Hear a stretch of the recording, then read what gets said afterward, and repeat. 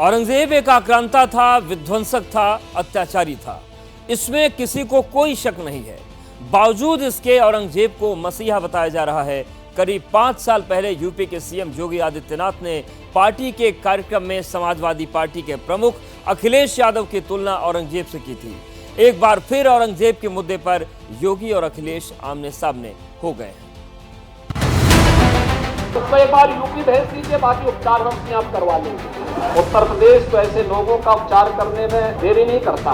ये उनका अहंकार बोल रहा है। वो किसी को भी ठीक करने का ठेका ले लेते हैं। पता नहीं कब वक्त बदले और कब कौन किसको ठीक कर दे। शासक का अपना कोई धर्म नहीं, शासक होना स्वयं धर्म। नेगेटिव्स भी होते हैं, पॉजिटिव्स भी होते हैं। नेगेटिव की चर्चा क्यों करें, पॉजिटिव लें और आगे बढ़ें। को समझना चाहिए, ये अनर्गल बातें नहीं करनी चाहिए, विश्वास बढ़ाना चाहिए और गंभीर बातें करनी चाहिए।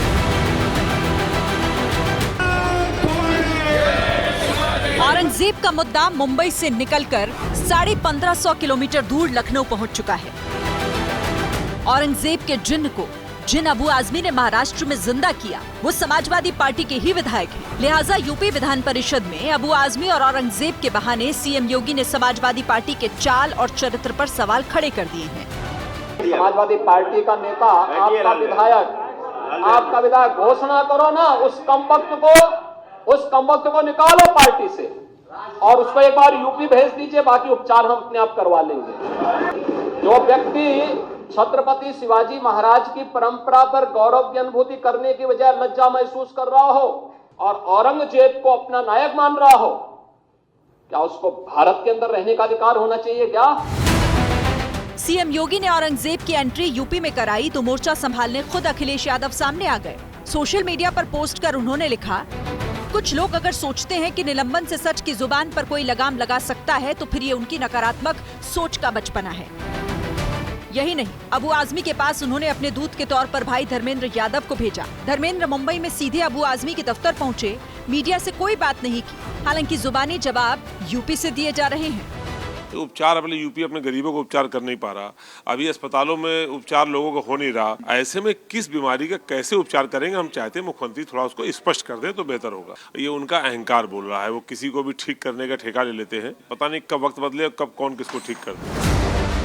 समाजवादी पार्टी समय बदलने का दावा कर रही है, लेकिन इन दावों को हकीकत में बदलने के लिए 2027 का रण जीतना होगा। अबू आजमी के पक्ष में खड़ा होना इसी रणनीति का हिस्सा है।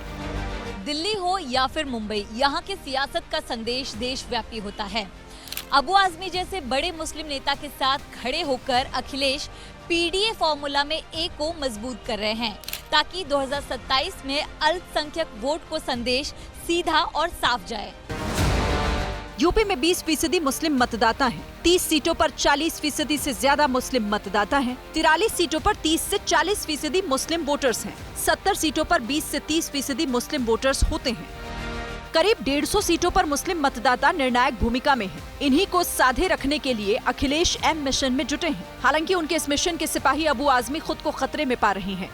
गालियां दे रहे हैं लोग, टेलीफोन पर गालियां दे रहे हैं। मैं टेलीफोन नहीं उठा पा रहा हूँ। गालियां दे रहे हैं, मार डालो, काट डालो, क्या क्या बोल रहे हैं। मैंने लेटर लिख दिया कि अगर मुझे कुछ होगा तो सरकार जिम्मेदार होगी। कुल मिलाकर औरंगजेब का मुद्दा महाराष्ट्र से निकलकर अखिल भारतीय रूप ले चुका है, जिस पर आने वाले दिनों में बयानों के कई वीर सामने आएंगे और सियासी रंग जमाएंगे।